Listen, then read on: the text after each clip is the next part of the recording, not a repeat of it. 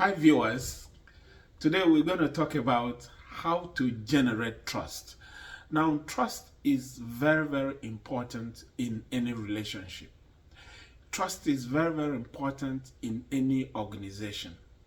Trust is very important in any family. Now, we have realized that many times people do what they did not say, or people say what they do not follow. Today we want to look at what are those things that we can do to generate trust in the family, in the organization, in the people, or among the people we lead. Now, one of the ways of generating trust is to act what you say, walking the talk. Now, many times we have our leaders come to us, maybe leaders in the family, leaders in the church, leaders in politics, and so on come to us and tell us what they want to do. They give us their manifestos. They tell us, what they want to do for us or do for the society. And once they get into that position, they change automatically. Do you think this would generate trust? Are you the head of the family?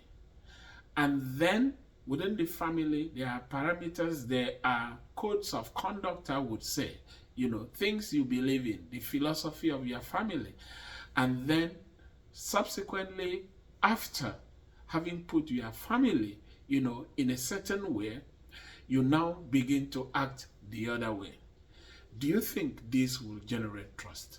Remember, in this channel, it is a brainstorming channel. We kind of look at those things that are topical, the things that are not, I would say, these things are not ephemeral, things that are real, things that we experience every day. That is why we have to generate trust. We have to be trusted by the people we lead if we are leaders. We have to be trusted by the people we associate with in our families, in our organizations, in our workplace, in the church, in the mosque, in the synagogue. Wherever you find yourself, you have to be that person that can be trusted, that person that can act what he or she says. Now, one of the ways, another way of generating trust is not to be a hypocrite. Now, we have so many people these days, people that, when you are before them, they tell you one thing. Once they are out of your sight, they say some other thing. That is hypocrisy, double standard. Once you have double standard, you are somebody with double standards, you are a hypocrite. Today you believe in this, tomorrow you believe in that. Today you act this way, the next day you act another way. Now that, again, will not let people trust you. You can't be that person that can be trusted.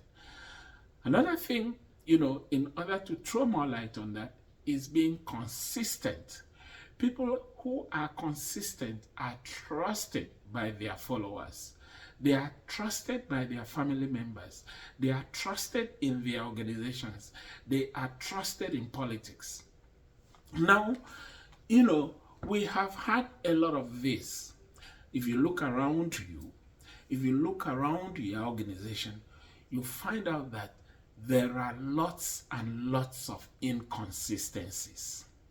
Have you ever asked yourself, if I am not consistent in what I say and do, will I obtain the trust of my people?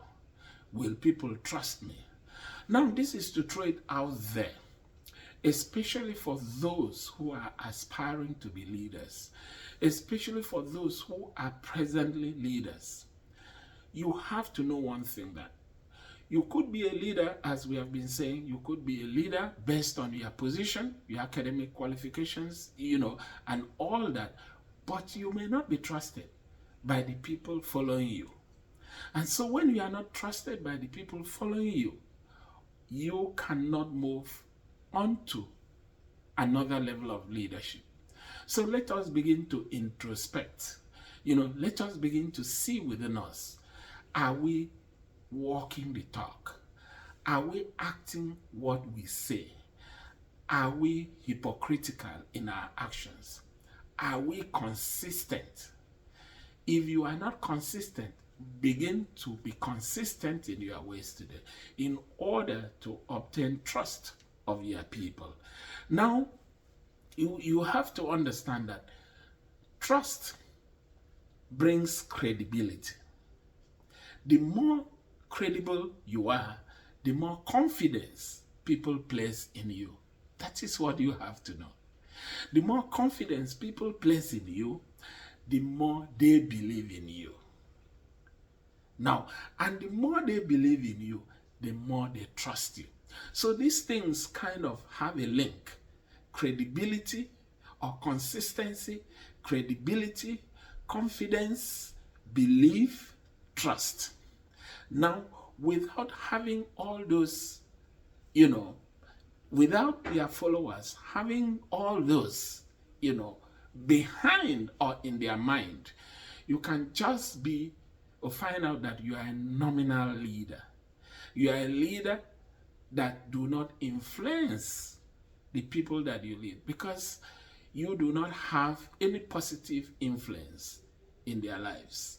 Now, this adds to, I would say, a study I carried out.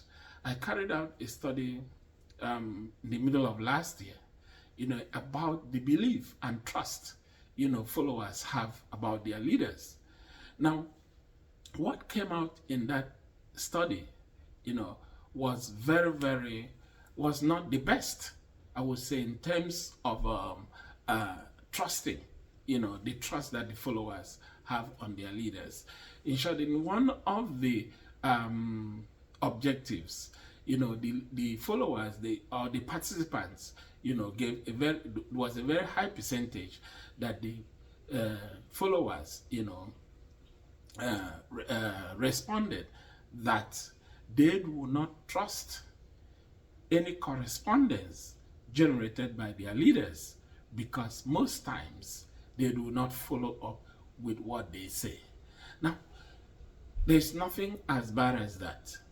If you are a leader, a CEO, a governor, a senator, a chairman of any organization, the principal, the dean, the vice chancellor, and what have you, the father, the mother, head of family, and then you do not have the trust of the people you lead. Let us begin to introspect today.